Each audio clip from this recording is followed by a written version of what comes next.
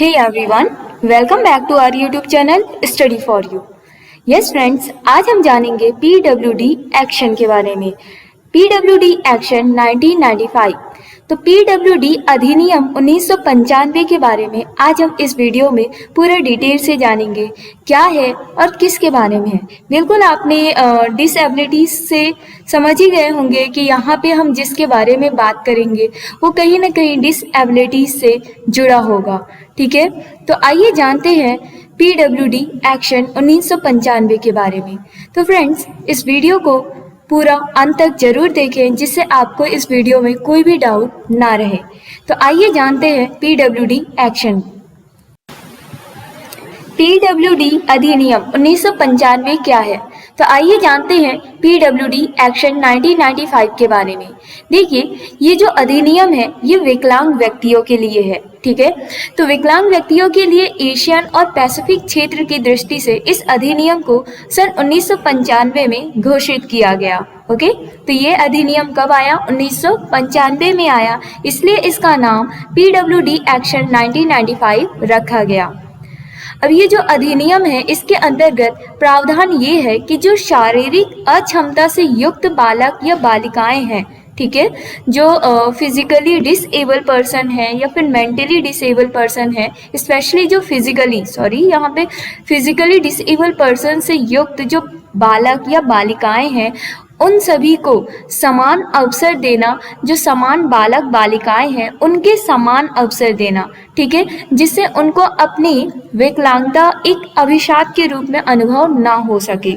जैसे कि हम सब जानते हैं कि हमारी सोसाइटी में कहीं ना कहीं जो डिसेबल पर्सन है उनको एक समान बालक की तरह उन्हें अवसर नहीं दिए जाते, उन्हें एक्सेप्ट नहीं किया जाता है। ठीक है, उन्हें कहीं ना कहीं नीचा दिखा दिया जाता है या फिर उन्हें ये यकीन दिला दिया जाता है कि वो उन्हें जो उनकी डिसेबिलिटी है वो एक अभिशाप है। तो हमें उन्हें ये रियलाइज करवाना है, उनको समान बालकों के बराबर लाना है, समान बालकों के अवसर देने हैं ताकि उन्हें ये अपनी विकलांगता, अपनी डिसेबिलिटी उन्हें अपना अभिशाप ना लगे, वो भी एक नॉर्मल बालक की तरह अपना जीवन व्यतीत कर सके और उन्हें हर वो चीज़ मिले जो समान बालक बालिकाओं को मिलता है। ठीक है, उनको समाज की मुख्य धारा में जोड़ने के लिए सरकार द्वारा संपूर्ण प्रयास किए जाने चाहिए। इस कार्य में केंद्र सरकार एवं राज्य सरकार दोनों के द्वारा पूर्ण सहयोग करना चाहिए। बिल्कुल, जैसे हम सब लोग जानते हैं कि जो शारीरिक रूप से अक्षमता वाले बालक हैं या फिर जो पर्सन हैं, जो भी व्यक्ति हैं, उन्हें सरकार कई फैसिलिटीज़ प्रदान कर रही हैं। जैसे आज के टाइम पे हम देखते हैं कि सरकारी नौकरियों में उन्हें छूट मिलती है। ठीक है, एग्ज़ाम देने में उन्हें समय अधिक मिलता है और भी कई उन्हें टूल्स मिलते हैं, इंस्ट्रूमेंट्स मिलते हैं जिससे कि वो उस चीज़ का इस्तेमाल कर सके। सरकार उनके लिए अलग अलग स्कीम निकाल रही हैं, अलग अलग प्लान बना रही हैं जिससे कि उन्हें समाज के जो समान बालक बालिकाएं हैं या समान व्यक्ति हैं उनके समान अवसर दे सकें।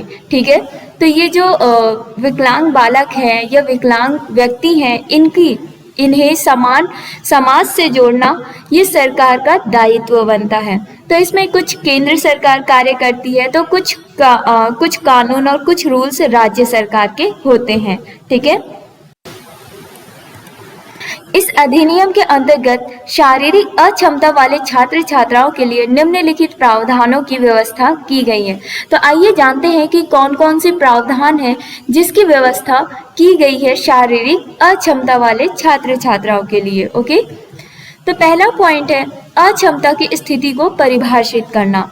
बिल्कुल, अक्षमता की स्थिति को परिभाषित करना मतलब कि हमें ये बताना है, सबसे पहले तो हमें जानना है कि डिसेबल है कौन। ठीक है, उसकी कौन सी लिमिटेशन है या कैसे हम जान जाएं कि वो डिसेबल है। ये नहीं कि वो थोड़ा बहुत रुक के अटक के पढ़ रहा है तो हम उसे डिसेबल बोल देंगे, ऐसा नहीं होना चाहिए। उसकी भी कुछ परिभाषा है, कुछ लिमिटेशन है कि अगर कोई पर्सन इससे अधिक है या ये चीज़ उसकी सिचुएशन हो रही है तब वो डिसेबल माना जाएगा। ओके, तो अक्षमता की स्थिति को परिभाषित करना, इसके अंतर्गत यह निश्चित किया गया है कि किसी सीमा तक व्यक्ति को शारीरिक रूप से अक्षम माना जाएगा। इससे कम सीमा तक उसको शारीरिक रूप से अक्षम नहीं माना जाएगा। जैसे कि 60 डेसिबल की आवृत्ति को ना सुन पाना श्रवण अक्षमता के अंतर्गत माना जाएगा। ओके, इसी प्रकार गति कौशल, दृष्टि संबंधी या फिर कुष्ठ रोग संबंधी अक्षमता को भी इस प्रावधान में परिभाषित किया जाएगा, जिनके द्वारा शारीरिक रूप से अक्षम अक्षम व्यक्तियों को पहचान कर उनको सामान्य से पृथक किया जा सकेगा।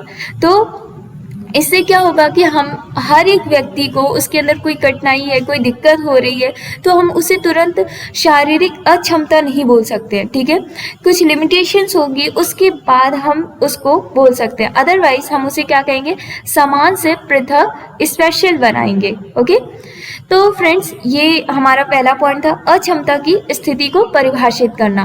ओके, तो यहाँ पे क्या है इस पॉइंट में ये है कि हर एक अक्षमता वाले जो डिसेबल्ड पर्सन है उनकी एक लिमिटेशंस होती है, पहचान होती है कि अगर इतनी उनके अंदर अक्षमता है, जैसे कि सुनने की क्षमता कम है या बहुत कम है, ठीक है, और दृष्टि संबंधी देख नहीं पा रहा है, वो समान बालकों से बहुत कम देख पा रहा है, कुष्ठ रोग है उसको, कोई गति कौशल है, बोलने में बहुत ज़्यादा दिक्कत हो रही है, तभी हम उसको अक्षम मानेंगे। ओके, तो दूसरा पॉइंट है समिति का निर्माण करना। बिल्कुल, समिति का निर्माण करना जो अक्षम बालक है, ओके, उन बालकों को फैसिलिटीज देना, उन बालकों को समान अवसर प्रदान करना, उसके लिए उन्हें कई चीज़ें करनी जरूरी है। तो हमारी सरकार को ज़रूरत है कि अगर जो हैंडीकैप्ड छात्र हैं, विकलांग छात्र हैं, ठीक है, उन्हें अगर समान बालकों की तरह अवसर देना है तो उन्हें बचपन से ही कई चीज़ें सिखानी पड़ेगी, जैसे एजुकेशन के लिए, ठीक है, उनके स्वास्थ्य का ध्यान रखना होगा, उन्हें कई टेक्नोलॉजी की आवश्यकता होगी, बहुत सी चीज़ों की ज़रूरत होगी। तो इन सब चीज़ों को प्रदान करने के लिए एक समिति का निर्माण करना अति आवश्यक है। ठीक है, शारीरिक रूप से अक्षम व्यक्तियों के लिए समितियों के निर्माण की व्यवस्था की गई है। इसमें केंद्र एवं राज्य सरकार के समाज कल्याण मंत्री को अध्यक्ष के रूप में स्वीकार किया गया है। इस विभाग से संबंधित सचिवों को भी इसमें सम्मिलित किया गया है। इसके साथ साथ शिक्षा, स्वास्थ्य, औद्योगिक विकास, ग्राम्य विकास एवं विज्ञान तथा तकनीकी विकास विभाग के सचिवों को भी इस समिति में स्थान दिया गया है। इस समिति के द्वारा विकलांग छात्र छात्राओं के सर्वांगीण विकास की परिकल्पना की गई है। बिल्कुल, जैसे हम यहाँ देख सकते हैं साइड में डिसेबल पर्सन्स है, डिसेबल स्टूडेंट्स है, तो यहाँ पे इन सभी को कई स्टूल्स दिए गए हैं, किसी को चलने के सहारे के लिए दिया गया है, किसी को व्हील चेयर दिया गया है, तो कोई ब्रेल स्क्रिप्ट का यूज़ कर रहा है, ठीक है, जो अंधे बच्चे होते हैं वो ब्रेल स्क्रिप्ट का यूज़ करते हैं। तो अलग अलग चीज़ें होती हैं, अलग अलग तरीके से अलग अलग छात्रों को उनके क्षमता के अनुसार उन्हें चीज़ें प्रोवाइड की जाती है, जिससे कि उन छात्रों का सर्वांगीण विकास किया जा सके। ओके, तो सर्वांगीण विकास करने के लिए उन्हें टूल्स के साथ साथ कई समितियों की ज़रूरत है, कई रूल्स की ज़रूरत है जो प्रॉपर तरीके से उनके लिए बनाया जाए। ओके, तो अगला पॉइंट है कि पृथक शैक्षिक व्यवस्था। बिल्कुल, अगर हमें विकलांग छात्रों को समान बालकों के समान अवसर देने हैं तो उनके लिए कुछ स्पेशल और कुछ अलग से व्यवस्था होनी चाहिए। तीसरा पॉइंट है पृथक शैक्षिक व्यवस्था। शारीरिक रूप से अक्षम बालकों के लिए पृथक शैक्षिक व्यवस्था का प्रावधान किया गया है। इसके अंतर्गत निम्नलिखित व्यवस्थाएं हैं। तो आइए देखते हैं कौन कौन सी व्यवस्थाएं हैं। तो पहला है, इन विद्यालयों की संरचना भी शारीरिक रूप से अक्षम छात्रों के अनुरूप होनी चाहिए, जिससे इनको असुविधा ना हो।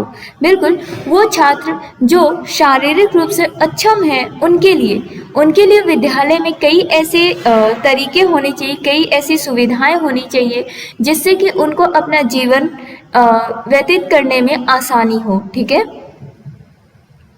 इन छात्रों को पृथक शिक्षण विधियों से शिक्षण कराया जाए, जिससे कि इनके अधिगम स्तर को उच्च स्तर बनाया जा सके। तो इन छात्रों को पृथक शिक्षण विधियों से पढ़ाया जाए, मतलब कि जैसे हम देखते हैं कि जो नॉर्मल स्टूडेंट होते हैं, एक समावेशी कक्षा है, ठीक है। समावेशी कक्षा क्या होती है? समावेशी कक्षा वो होती है जिस कक्षा में हर तरह के विद्यार्थी होते हैं। हर तरह की कहने का मतलब कि एक समान बालक से लेकर विकलांग बालक भी उस कक्षा में पढ़ते हैं। तो उस कक्षा में क्या होता है कि ऐसा नहीं होना चाहिए कि हम जो स्पेशल बच्चे हैं, जैसे कि मेरा कहने का मतलब जो समान बालक है वो नॉर्मल तरीके से बोल सकते हैं, नॉर्मल पढ़ सकते हैं, नॉर्मल देख सकते हैं, सब कुछ कर सकते हैं, उनके अंदर कोई डिसेबिलिटी नहीं है। पर एक बालक है जिसको दिखाई नहीं दे रहा है या जो बोल नहीं पा रहा है, तो हम क्या करेंगे कि जो बोल नहीं पा रहा है, जो दिखाई नहीं दे रहा है जिसे, उसके लिए हम एक अलग से शिक्षण विधि के अनुसार हम उसे पढ़ाएंगे। तो वही कहा गया है सेकंड पॉइंट में कि पृथक शिक्षण विधि से हम शिक्षण कराएं। तो जो डिसेबल पर्सन है, डिसेबल छात्र है, उसको हम एक अलग रूल, अलग तरीके से जो उसके अकॉर्डिंग हो, उस छात्र के अकॉर्डिंग ही हम शिक्षण विधियों का यूज करें, ओके, जिससे कि उसका अधिगम स्तर उच्च हो सके। शारीरिक रूप से अक्षम छात्रों के लिए पृथक विद्यालयों की रचना की जाए जिससे उनके अनुकूल वातावरण तैयार किया जा सके। तो जो शारीरिक रूप से छात्र डिसेबल हैं, उनके लिए ही हम क्या करेंगे? पृथक विद्यालयों की रचना करेंगे जिससे कि उनको उनके अकॉर्डिंग, उनकी क्षमता के अकॉर्डिंग उन्हें वातावरण प्रदान किया जा सके।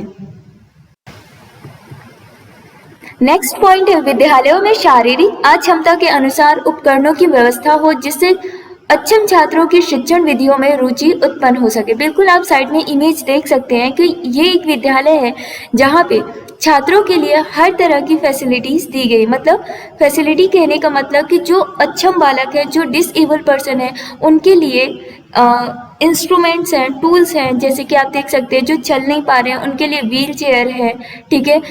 जो खड़े होकर चलते हैं उनके लिए साइड में जो लकड़ी जैसा होता है ना, उठा के चलने वाला, वो होता है।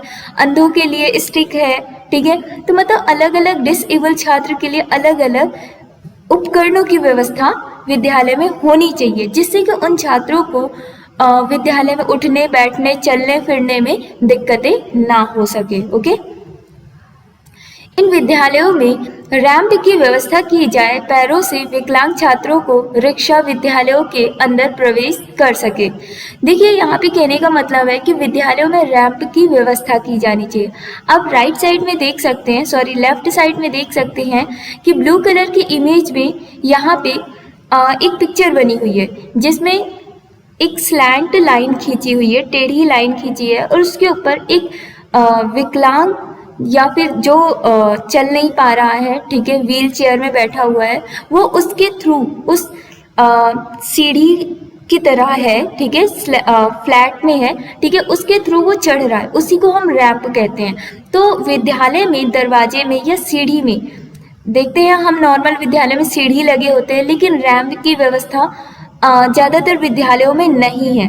लेकिन विद्यालयों में रैंप की भी व्यवस्था की जानी चाहिए जिससे कि छात्र को ऊपर चढ़ने या अंदर बाहर करने में दिक्कतें ना हो, ओके। तो जिससे पैरों से विकलांग छात्रों का, देखिए, और रिक्शे अंदर, विद्यालय के अंदर रिक्शा जाने की भी व्यवस्था होनी चाहिए जिससे कि जो विद्यार्थी है उसको विद्यालय के अंदर जाने की दिक्कत ना हो, ओके। रिक्शा वाला आसानी से उसको कक्षा तक पहुंचा सके। तो ये सारी व्यवस्था भी होनी चाहिए। अगला पॉइंट है, इन विद्यालयों के शिक्षकों को पृथक रूप से प्रशिक्षित किया जाए जिससे कि शिक्षण में गुणवत्ता लाई जा सके। बिल्कुल जैसा कि हम सब जानते हैं कि जो ये डिसेबल छात्र होते हैं, इन छात्रों को एक नॉर्मल शिक्षक, बिना प्रशिक्षित शिक्षक, जिन्हें ट्रेनिंग नहीं मिली है, जिन्हें पहले से कोई आइडिया नहीं है, वो इन बच्चों को हैंडल नहीं कर सकता है क्योंकि उन्हें पता नहीं है कि कैसे इन बच्चों को हैंडल करना है, कैसे इन्हें पढ़ाना है, कैसे समझाना है, ठीक है। तो उन सब चीज़ों के लिए, इन बच्चों को पढ़ाने के लिए जो शारीरिक रूप से अक्षम बालक हैं उनके लिए एक स्पेशल शिक्षकों का अरेंजमेंट होना चाहिए। स्पेशल शिक्षक वो जो पहले से ही इन बच्चों के लिए पढ़ाने के लिए उन्हें ट्रेनिंग दी गई हो। ओके, तो यहाँ पे इस तरह के विद्यालयों में पृथक रूप से प्रशिक्षित शिक्षकों की आवश्यकता है, जिससे कि बालकों को गुणवत्ता रूप से। चौथा पॉइंट है रोजगार के अवसर प्रदान करना। बिल्कुल, जैसे कि हम सब लोग पढ़ाई करते हैं, हर एक नॉर्मल छात्र होता है, नॉर्मल विद्यार्थी होता है, सबकी यही इच्छा होती है कि वो पढ़ लिख कर आगे चलकर नौकरी करे। ठीक है, तो यहाँ पे हर तरह के विद्यार्थी को, यहाँ ऐसा नहीं होना चाहिए कि जो एक एबल बच्चा है या एबल छात्र है, एबल व्यक्ति है, उसको जॉब की तो अवसर हैं, रोजगार के अवसर हैं, लेकिन जो शारीरिक रूप से अक्षम बालक है उनको ज़्यादा रोजगार के अवसर प्रदान नहीं है। ठीक है, तो उन्हें रोजगार के अवसर भी प्रदान करना आवश्यक है। केंद्र सरकार एवं राज्य सरकार का मुख्य दायित्व है कि शारीरिक रूप से अक्षम छात्र और छात्राओं के लिए रोजगार के अवसर भी उपलब्ध कराएं और उनकी स्थापना की व्यवस्था सुनिश्चित करें। जिन छात्रों में अक्षम छात्रों को रोजगार मिल सकता हो, उन छात्रों का सरकार द्वारा विकास किया जाना चाहिए। ओके, ताकि हम समाज के सामने उन जो डिसेबल पर्सन्स हैं उनको भी हम सम्मान दिला सकें। ओके, एटलीस्ट कम से कम ये तो ना हो कि जो अक्षम, शारीरिक रूप से अक्षम है, भले ही सोसाइटी उसे एक्सेप्ट करे ना करे, लेकिन कम से कम वो अपना, अगर उसके अंदर टैलेंट है, ठीक है, तो उसे नौकरी मिल जाएगी तो वो अपना जीवन अच्छे से निर्वाह कर सकेगा, अपना लिविंग स्टैंडर्ड बढ़ा सकेगा और सोसाइटी अपने आप उसे एक्सेप्ट करने लगेगी। तो वही चीज़ है कि यहाँ पे सरकार को आवश्यक है कि वो रोजगार के अवसर भी उन जो शारीरिक अक्षम बालक है उनको भी प्रदान करे। आरक्षण व्यवस्था बिल्कुल मोस्ट इम्पॉर्टेंट, कि सरकारी नौकरी हो या गैर सरकारी नौकरी हो, इन सभी सरकारी नौकरियों या गैर सरकारी नौकरियों में शारीरिक रूप से जो अक्षम बालक है उन सभी को आरक्षण व्यवस्था होनी चाहिए। ओके, वर्तमान समय में सरकार द्वारा नौकरियों में शारीरिक रूप से अक्षम व्यक्तियों के आरक्षण का प्रतिशत निश्चित कर दिया गया है। विद्यार्थियों में प्रवेश के लिए भी उस प्रकार के छात्रों के लिए आरक्षित स्थान रखे जाते हैं। देखिए, आरक्षण व्यवस्था जैसे कि हम सब जानते हैं कि जब नौकरी मिलती है तो वहाँ पे आप देखते होंगे SC ST को कुछ छूट मिलती है, कुछ % छूट मिलती है। इसी तरह जो हैंडीकैप्ड होते हैं, जो विकलांग होते हैं, उन्हें भी कुछ % की छूट मिलती है। एग्ज़ाम देने में उन्हें समय अधिक मिलता है और भी कई तरह की अलग अलग डिसेबिलिटीज़ को अलग अलग तरह की आरक्षण उन्हें मिलते हैं। आरक्षण कहने का मतलब उन्हें छूट मिलती है या एक्स्ट्रा उन्हें थोड़ा सा फैसिलिटी दी जाती है नौकरियों में, जिससे कि उन्हें ज़्यादा दिक्कतें ना हो। ओके, अगला पॉइंट है यात्रा संबंधी सुविधाएं। बिल्कुल, जो अक्षम बालक है, जो डिसेबल पर्सन्स हैं, उनको यात्रा संबंधी सभी सुविधाएं प्रदान की जानी चाहिए।